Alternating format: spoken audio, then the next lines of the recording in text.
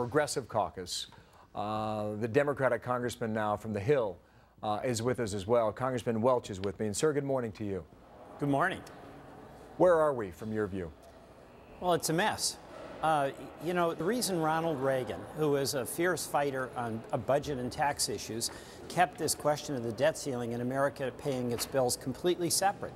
And that is, America pays its bills, and linking these two things up when we're up against the wall is probably the worst time to try to have a long-term fiscal solution that this country needs. Well, no, I apologize to interrupt here, but no one's suggesting that the United States would not pay its bills.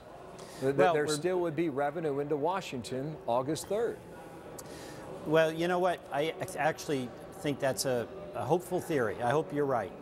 But if we default on August 2nd, it's looking more and more like this whole spectacle is contributing to a likelihood of a downgrade.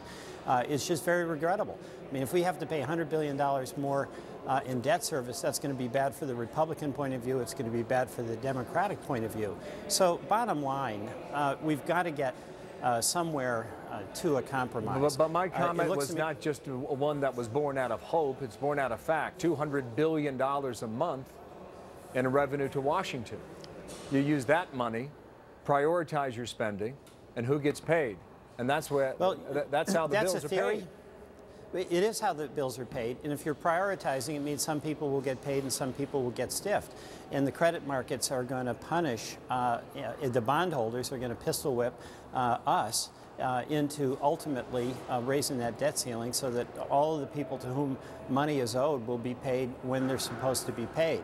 So none of us are operating on the principle that if August 2nd comes and goes, we can prioritize, and that'll be a painless way out of this. I know the one principle you're operating on. You're going to propose a clean debt ceiling lift, and you have 100 co-sponsors at the moment, but that's a long way from passage, and you're going to need Republicans to get it through. Does this stand a chance? No, it doesn't. It has to be a backup plan. I mean, bottom line, the Boehner plan we expected would pass. Mr. Boehner obviously has got his hands full, and it's not passing. What I want is, if Boehner doesn't pass, if we're still deadlocked and August 2nd comes, and the question is, do we default or do we raise the debt ceiling? I want members of Congress to be required to go on the record and say we're for default or we're for raising the debt ceiling and paying our bills. Americans should be able to hold us accountable with a clear vote. But whether we have a vote is entirely up to Mr. Boehner. Peter Welch, thank you for your time.